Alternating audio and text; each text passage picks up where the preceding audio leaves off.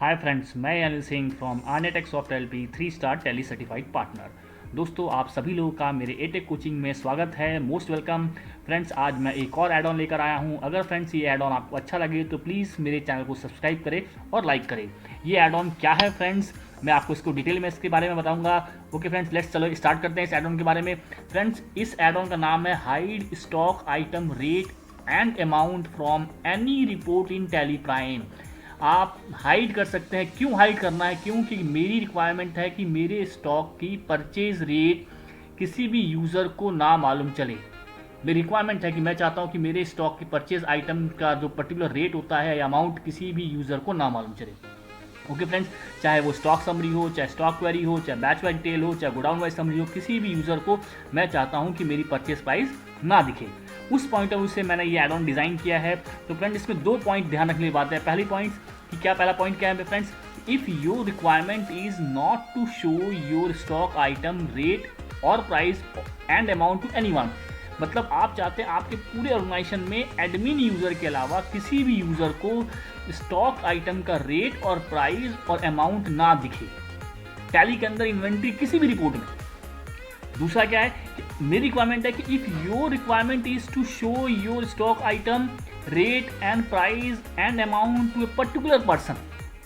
Particular person का मतलब आप चाहते हैं कि स्पेसिफिक पर्सन को ये अमाउंट और स्टॉक आइटम का परचेज प्राइस या रेट व्यू हो, सभी को ना हो, कुछ सिलेक्टेड पर्सन जिसको मैं चाहता हूं वही दिखे। तो फ्रेंड्स, ये एड ऑन मैंने आप लोगों की रिक्वायरमेंट के अकॉर्डिंग कुछ क्वेरीज आई मेरे को कि सर हमें इस तरह की रिपोर्ट चाहिए, डिज़ाइन कर दीजिए या कंट्रोल बना दीजिए जिससे मेरे टैली में ये चीज़ें ना किसी को व्यू हो।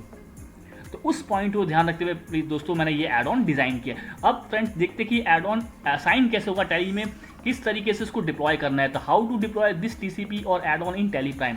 फर्स्ट पहले क्या करना होगा फ्रेंड्स, टैली ओपन करिएगा। आपने टैली ओपन कर लिया। टैली प्राइम ओपन होते ही सबसे पहला काम क्या करना है आपको फ्रेंड्स, F1 प्रेस करना है। उसके बाद press O button, O for orange.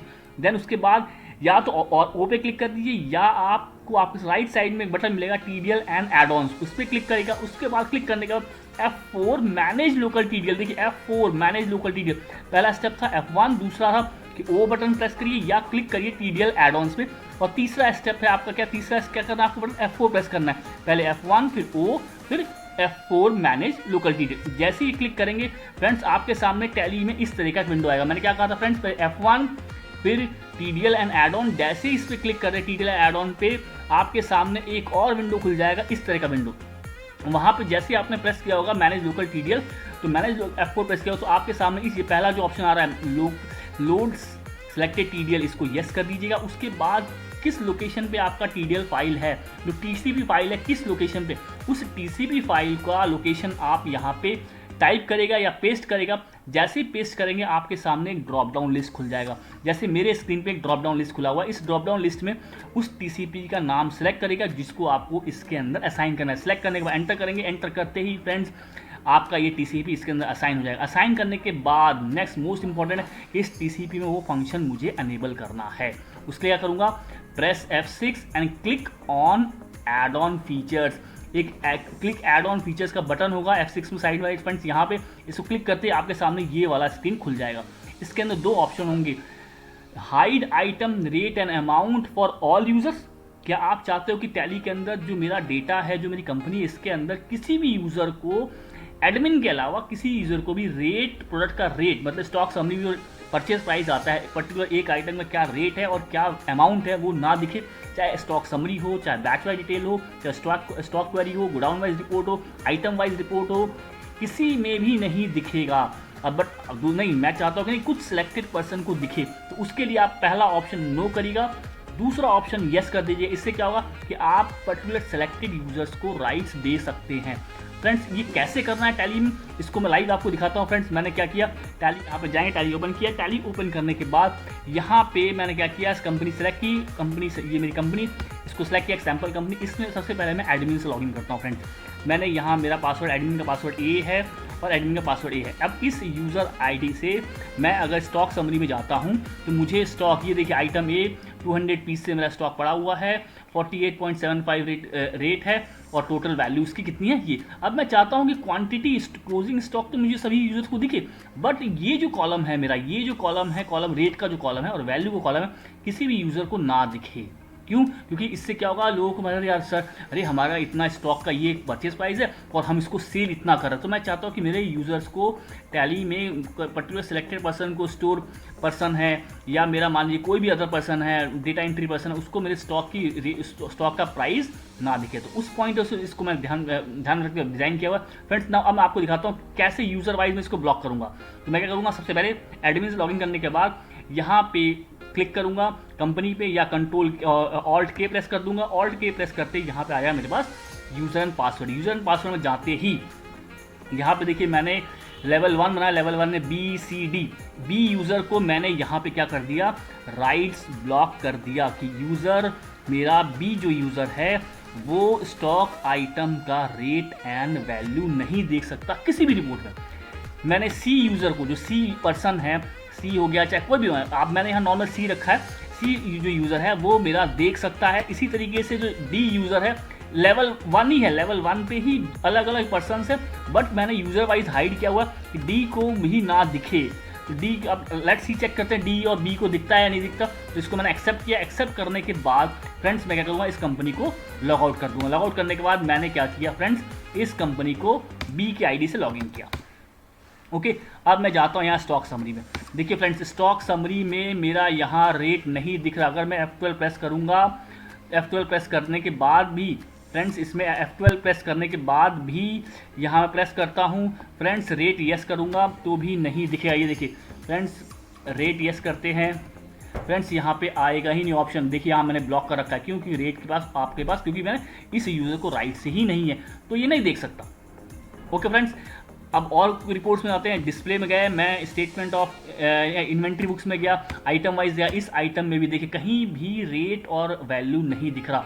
चलिए इसके बाद एक और भी देख लेते हैं, गोडाउन वाइज देख लेते हैं। गोडाउन में भी कहीं भी नहीं दिख रहा। गोडाउन में सिर्फ क्या दिख रहा है, आइटम का नाम और क्वांटिटी। इसके अलावा और भी रिपोर्ट देख लेते हैं। इन्वेंट्री स्टेटमेंट इन्वेंट्री में आते हैं, यहाँ पे स्टॉक क्वेरी में आते हैं। स्टॉक क्वेरी में भी कहीं भी आपका परचेज प्राइस दिख रहा है कि मैंने परचेज, नॉट परचेज की डिटेल दिख रही है कितनी क्वांटिटी, बट उसकी यहाँ पे रिपोर्ट नहीं दिख रही। सिर्फ आप ट्रांजैक्शन खोलेंगे उसमें आपको दिख सकता है। अगर मैं परचेज या रिसिप्ट नोट की एंट्री में उसको ओपन करूँगा तो वहाँ पे आपको दिखेगा, बट और किसी भी रिपोर्ट में नहीं दिखेगा, क्योंकि वो तो वाउचर एंट्री है। तो वाउचर एंट्री में दिखना जेन्युइन है, दिखना भी चाहिए। मूवमेंट एनालिसिस में जाऊँगा। मूवमेंट एनालिसिस में अगर मैं जाता हूँ, कोई भी एक रिपोर्ट देखता हूँ एक आइटम का, इसमें भी कहीं भी नहीं दिखेगा। फ्रेंड्स एंटर करूँगा, एंटर करते यहाँ भी दिखेगा। अब यहाँ एंटर करूँगा तो दिख जाएगा। देखिए फ्रेंड्स इस रिपोर्ट में नहीं दिखा, इस रिपोर्ट में भी यहाँ पे हाइड है।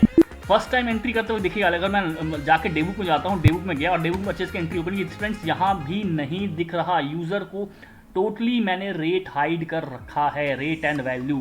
ओके फ्रेंड्स, अब मैं सी के यूज़र से लॉगिन करता हूं और फिर चेक करता हूं। इस यूज़र से लॉग आउट करने के बाद मैं इसको पहले लॉग आउट कर देता हूँ। अब सी यूज़र जो मेरा सी है, इसके इस आईडी से मैं लॉगिन करता हूँ, सी एंड सी इसका पासवर्ड भी है। इसके आईडी से लॉगिन करता हूँ और यहाँ जाता हूँ स्टॉक समरी में। देखिए फ्रेंड्स यहाँ स्टॉक समरी में इस यूज़र के पास राइट्स था, तो ये रेट और वैल्यू देख सकता है। एंटर करके और भी जाए डीपी तो और भी देख सकता है।